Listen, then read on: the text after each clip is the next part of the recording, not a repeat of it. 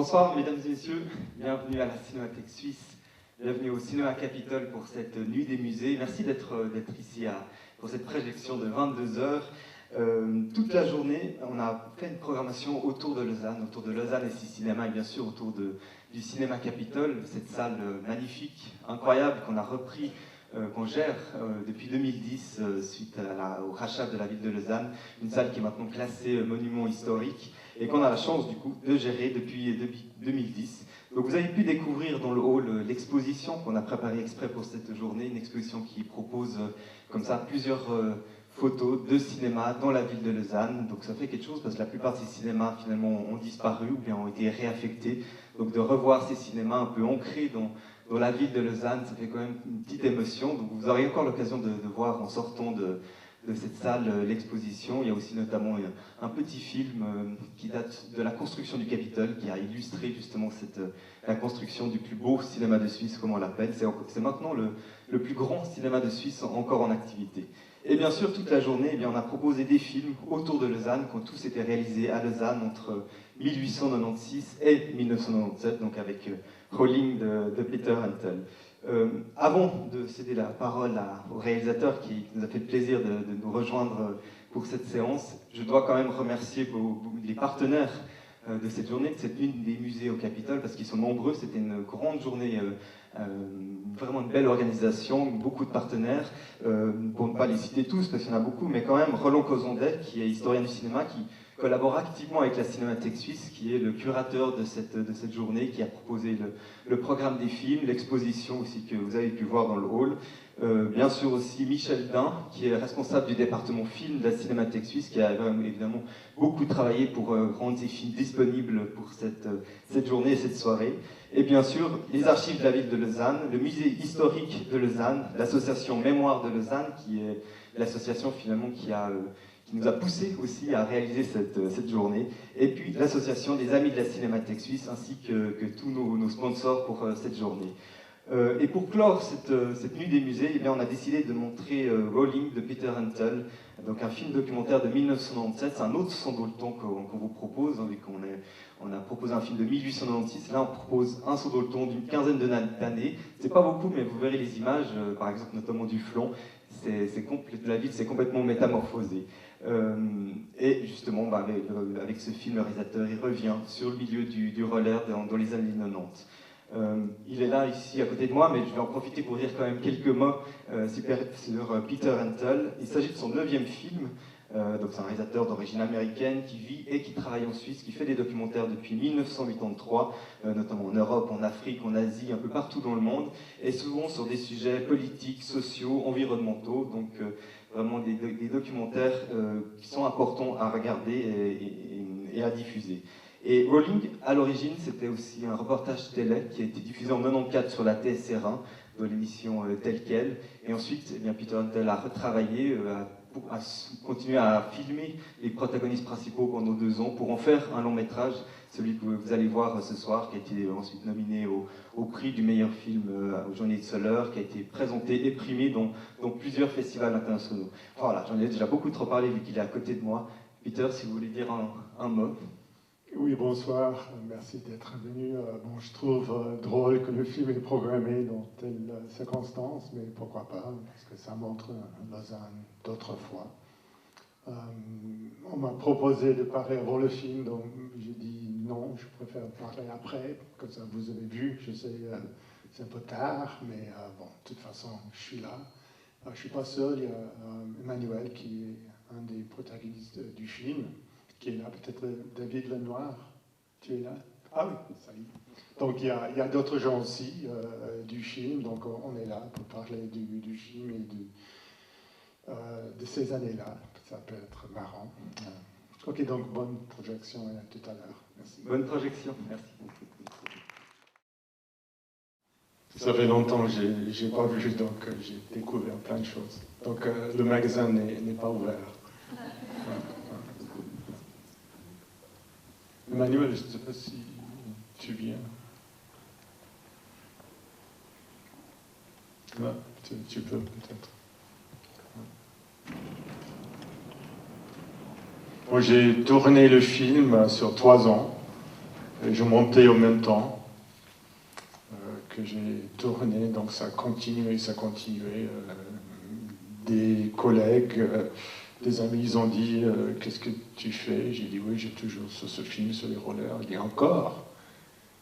Et comment ça va terminer, je ne sais pas. J'ai continué de filmer jusqu'au moment où j'ai pensé que c'était un fin possible. Ouais. Est-ce qu'il y a d'autres gens qui sont dans le film, qui sont là? David, peut-être tu viens parce que tu connais mieux le... Ouais.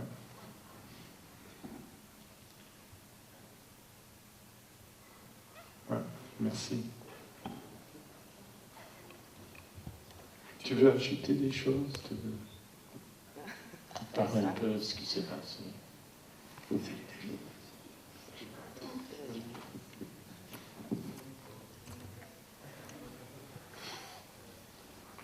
Donc c'est David qui patinait avec Ivano dans certaines séquences. Je crois, Emmanuel, vous connaissez. Ouais. Si vous avez des questions ou des... Ouais.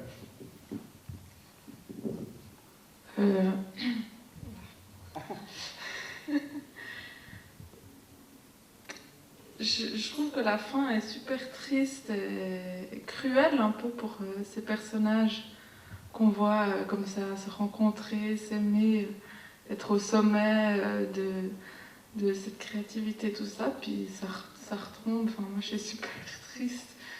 Et puis, je sais pas, j'ai l'impression que vous, je sais pas si vous, on aimerait de toute façon savoir, voilà, qu'est-ce que vous êtes devenus, qu'est-ce que... Enfin, je pense que c'est pas le sujet du film, mais moi j'aimerais savoir si vous-même qui avez participé au film, vous aimeriez pas, enfin, si vous regardez pas ce film avec beaucoup de nostalgie, puis qu'est-ce que vous aimeriez en dire aujourd'hui déjà, qu'est-ce que Ivano est devenu et vous-même. Moi j'avais 14 ans et je faisais aussi des descentes en roller et je connaissais aussi Ivano et voilà, tout ça c'est parti un peu en poussière, enfin, pour moi, enfin, c'est une route qui est partie. Enfin voilà, je voulais savoir un petit peu et la suite, enfin, on aimerait savoir la suite. Merci, je crois que vous avez mis le doigt exactement où il faut le mettre. Ouais.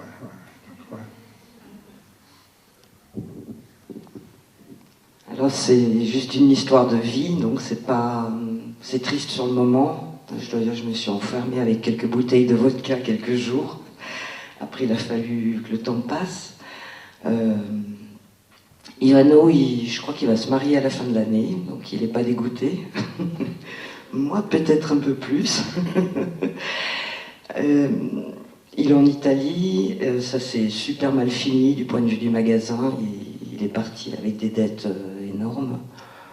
Et donc, mais le film, pour moi, c'est un fabuleux cadeau de se dire qu'il y a un témoignage comme ça qu'on peut regarder sur un passé qu'on a vraiment vécu. C'est pas un film. Moi, je trouve que c'est... Enfin, je l'ai revu sûrement plus que Peter. J'ai montré à ma fille. Oui, je le vois comme un cadeau.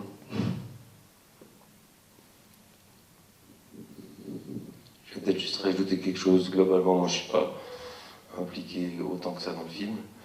Mais c'était triste et c'était la fin du roller au global. Et ça, c'est aussi une des choses qui a fait que ça pouvait mal tourner. C'est que le marché du roller, il y a un moment dans le film où il y a, je ne sais plus qui dit ouais, dans 10 ans, il y en aura plus de 100 qui vont gagner leur vie. Non, en 4 ans, c'était vraiment extrêmement rapide et c'est retombé extrêmement vite. Et presque tous les participants, tous les gens qui étaient impliqués dans le roller, on s'est aussi retrouvés. Il n'y a plus rien. En 2000, c'était fini. Il n'y avait plus de business de roller. En 6 ans, c'était le maximum et le minimum. Et une des premières victimes, c'était Ivano, mais les autres ont suivi derrière.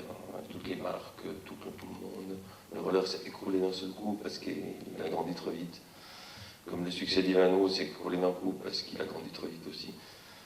Mais non, c'était triste la fin. Ça fait très longtemps que je ne l'avais pas vu. Moi, ça fait 15 ans que je ne l'avais pas vu au ring, je crois. Ouais.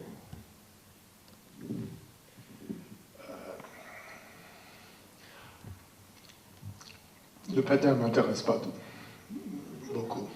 Et il ne m'a jamais intéressé. Ouais, parce que, en fait, j'ai jamais fait. Mais c'est mon histoire.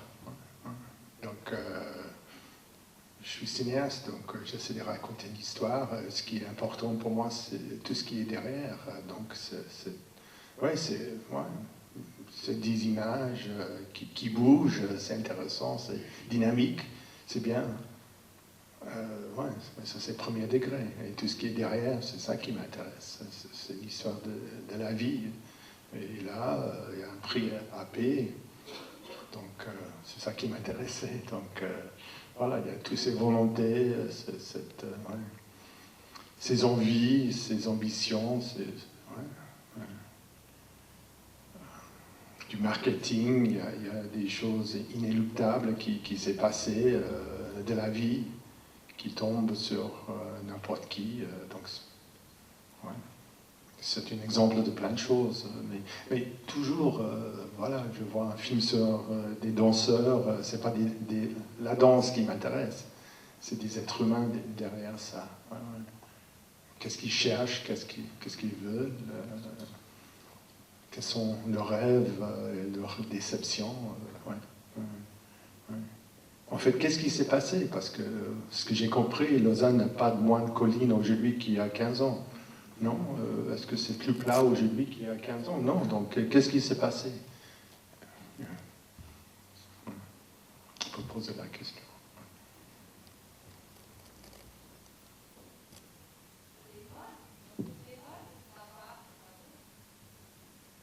Ouais, c'est la mode. Vous dites, ça passe, ça revient. Ouais.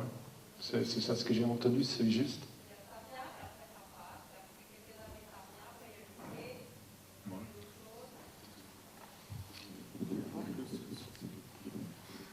Je crois que c'est quelque chose qui est tombé dans l'oubli, mais si je dis pas de bêtises, hein, dans les années 70, il y avait plusieurs places, d'endroits pour faire du roller à Lausanne, des skating rinks couverts où les gens dansaient. Enfin, donc effectivement, je pense que c'est des cycles, puis qui reviennent avec des innovations technologiques qui apportent un vrai plus. Donc tout d'un coup, il y a un intérêt, un engouement. Puis après, mais à un moment donné, c'était trop. On faisait des descentes et il y avait vraiment des petits de 9-10 ans et qui prenaient des risques complètement incalculés. C'était des enfants qui n'avaient jamais eu l'occasion ni de conduire, qui connaissaient vraiment pas la circulation. Et on ne savait plus trop comment faire pour leur échapper, pour pas qu'ils soient avec nous. C'était vraiment trop dangereux pour ces petits minots. Oui, ça a toujours existé avant. Le roller existait, moi, 10 ans avant Rolling. Il y avait des choses qui s'appelaient Mad Rolling System, on était en quad, ça descendait à travers Lausanne très très vite. Mais pour revenir à la fin du roller, il y a plein de spécialistes qui ont dit oui, mais il faut attendre 4, 5, 6 ans. En 2000, on nous a dit ouais, non, ça va remonter, ça va remonter. Mais on attend toujours, 14 ans après. Le marché du roller est toujours en très mauvaise position. On a de la peine à avoir des contests, il n'y a pas des milliers de patineurs qui patinent. Est-ce que la mode a été trop forte sur ces années-là, quand on voit ces descentes, les images de la descente au flambeau, là, des 2 premiers contests, c'était tellement incroyable. Peut-être c'était trop fort et puis ça n'arrive pas à remonter, mais là, on attend toujours. Il y a des gens qui patinent, le sport n'est pas mort en lui-même, mais on n'atteindra jamais le niveau de ce qu'il y avait entre 94 et 98, ça c'est sûr.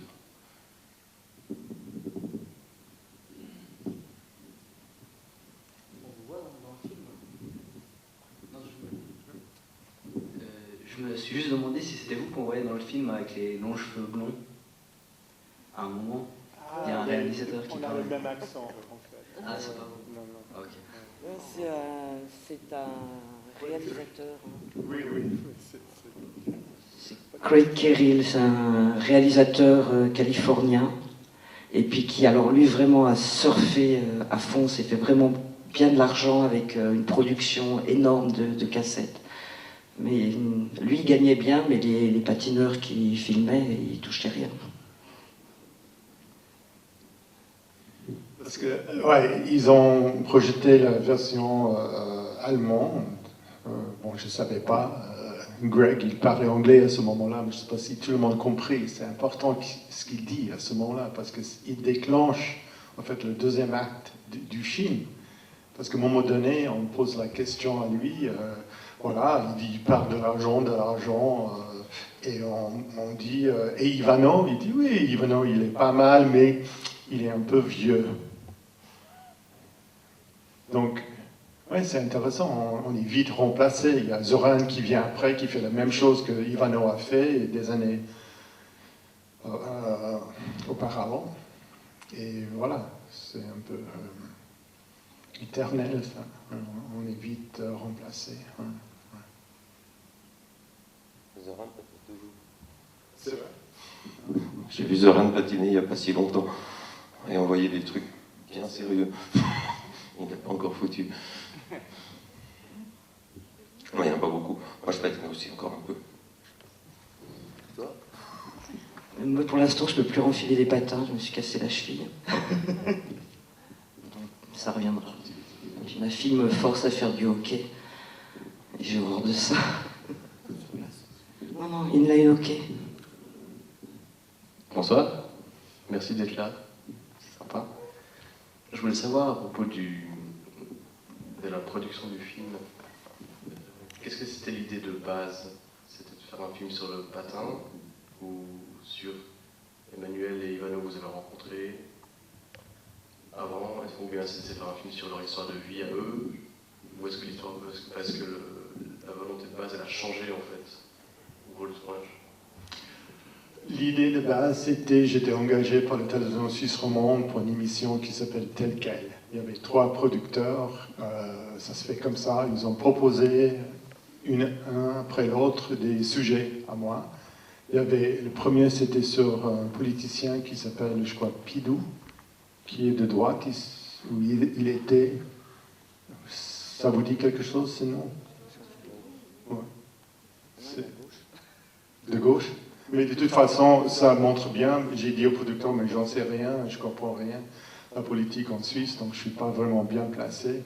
Après, le deuxième producteur, il a posé l'idée de faire sur une Américaine qui vient ici en Suisse à l'époque, elle est complètement paralysée, elle parle avec ses cils, et il m'a dit que c'est vraiment une histoire magnifique, elle est heureuse malgré tout ça. Et j'ai dit, quelle horreur, non, j'ai pas du tout envie de faire ce truc horrible pour vendre cette idée-là. Donc, moi, je trouve complètement fou. Et heureusement, le troisième producteur, Daniel Monin, il s'appelle, il a dit, ah, mais j'ai une autre idée, je viens de lire un article dans l'Illustré, je crois que c'était Illustré à l'époque, qui parlait des rollers. Il a mentionné des noms, et on s'est rencontrés dans un restaurant à Ouchy.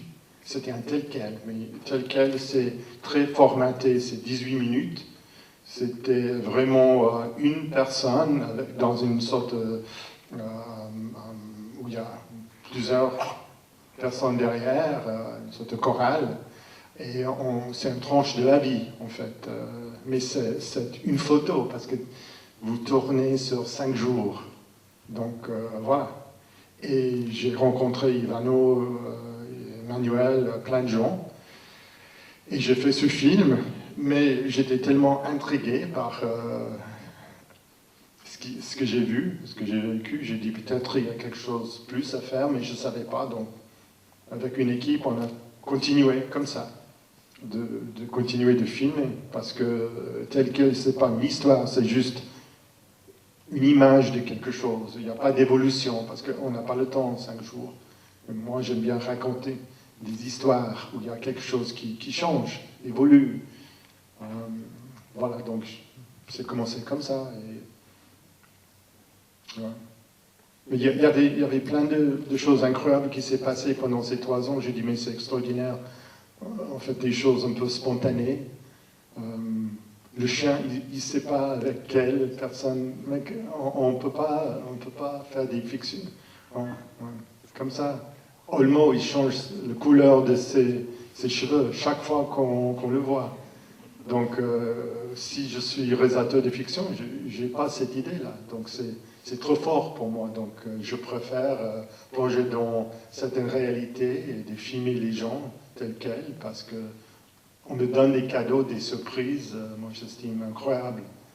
Ouais, beaucoup plus, comment dire, avec plus d'imagination que j'ai moi-même.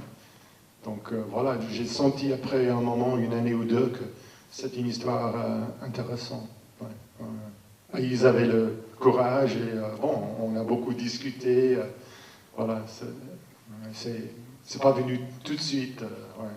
C'est petit à petit d'installer tout ça, ouais, ouais. Sur longue durée, parce qu'on travaille sur longue durée avec les gens. Ouais. Ça répond à la question de production. Moi, j'ai juste vu la partie du tel quel, justement, ces 5 jours incroyables avec Ivano, Peter et Camille. Et quand on voit le niveau, la perception qu'ils ont eu, qu'ont eu Peter et Camille, un caméraman et un journaliste, qui en 5 jours ont réussi à sortir exactement de l'ambiance de ce qu'on vivait. On n'arrivait nous même pas à l'écrire avec des mots. Et quand le tel quel original, vous allez le voir sur YouTube, il y en a 2-3 copies qui tournent encore. Vous le trouvez sur YouTube, le montage original du tel quel. Il y a d'ailleurs des images qui ne sont pas dans le film, je pense, dans le tel quel. Il y a beaucoup d'images qui ne sont pas dans le tel quel, qui sont dans le film, mais il y a le contraire aussi.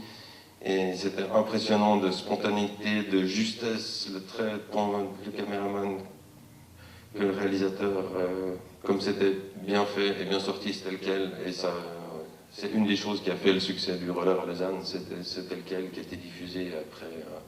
C'était le début de TV5 Monde, il a fait le tour de la planète des dizaines de fois et on l'a vu partout.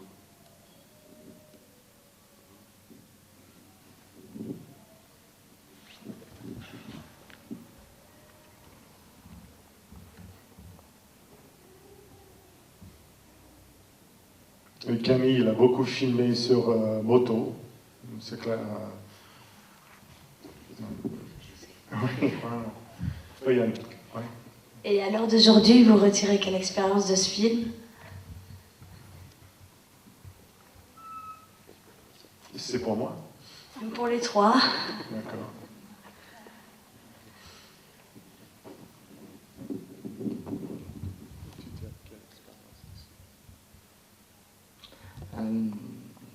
Je pense que je ne tire pas forcément une expérience, je pense que je peux voir une portion de ma vie à travers les yeux de Peter. Parce que j'ai toujours été surprise aussi de l'interprétation que les gens peuvent faire du film. Où des fois on m'a dit « Ah, mais pourquoi t'as quitté Ivano ?»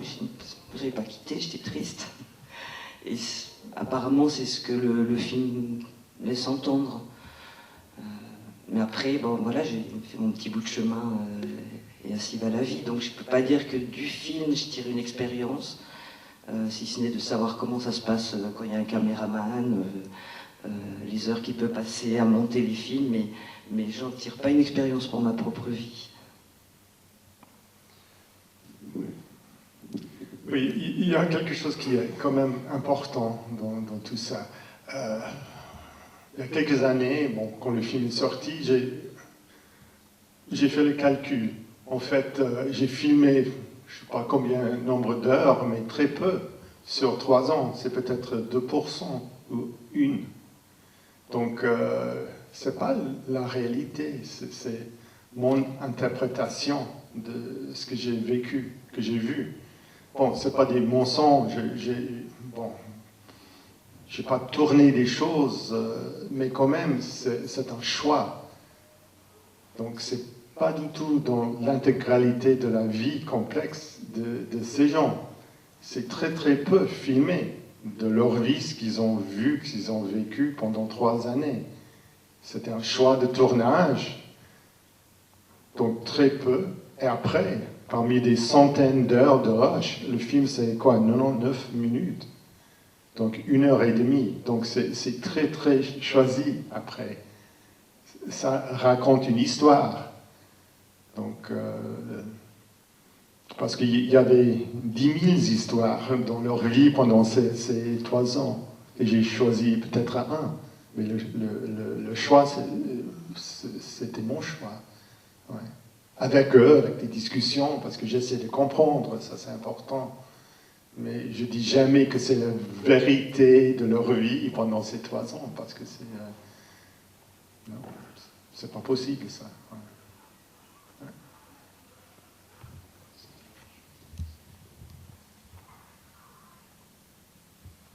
C'était ça un peu la question, ce qu'on a, ouais. Madame. Ouais.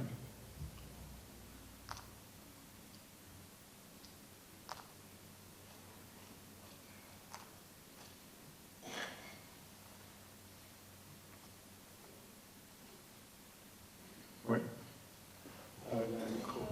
Monsieur. Je suis venue par hasard ici à cette séance de ciné. Je ne savais même pas ce que j'allais y voir. Et je trouve ça très touchant, franchement. Et puis, j'ai envie de vous remercier parce que je trouve ça aussi très généreux de partager un bout de vie comme ça. Voilà, c'est tout.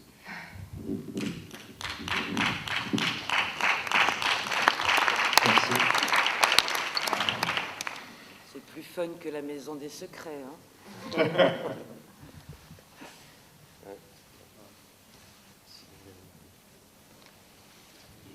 C'était du ciné-réalité avant ce qu'on voit maintenant, qui est tout écrit à l'avance et tout.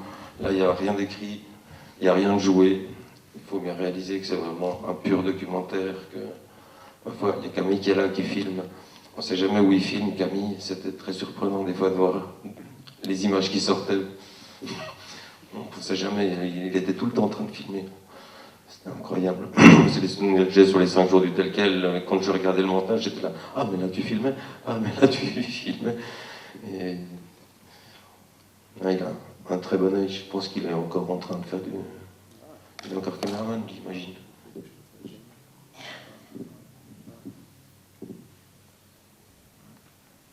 Normalement, quand on filme, soit fiction, documentaire, quand vous filmez une séquence, normalement, le réalisateur, il sait très bien pourquoi il filme. Il a déjà en tête l'intention, pourquoi il est là, pourquoi il filme. Mais j'ai découvert dans ma carrière de cinéaste que, en fait, c'est mortel pour moi de savoir, parce qu'en fait, ça ne correspond pas du tout à ce que je vis. Parce que je suis dans un moment en train de filmer quelque chose qui déroule devant mes yeux. Donc je ne fais pas des mises en scène. Donc je demande pas aux gens de faire quelque chose. Ouais. Donc il y a des choses qui se passent. Je dis, mais qu'est-ce que vous faites aujourd'hui? Qu'est-ce que tu fais? Donc on suit un peu. On avait discuté. Je savais, Patrick vient oui, le soir. Patrick, c'est le comptable qui vient. Donc je savais qu'il vient. Mais qu'est-ce qui va se passer? J'avais aucune idée. Donc je filme, je ramasse des images comme ça. Après, au montage, je découvre, je regarde ces images, je dis, mais qu'est-ce que je vois? Qu'est-ce qui s'est passé là? Et dans une séquence, il y a peut-être 20 choses qui se passent. Et 20 choses, c'est insupportable. On ne peut pas gérer 20 choses. On peut gérer 3 maximum dans une séquence. On entre dans une séquence, il y a un développement, 2, et 3e, comment on sort.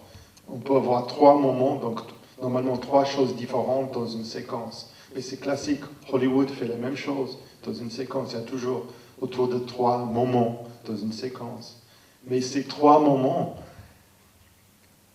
c'est un choix parmi les vingtaines ou cinquantaines de choses qui s'est passées si on filme pendant des heures. Voilà. Donc après, c'est un choix de ces moments-là. Ouais. Après, il y a toute une construction du film. Ouais.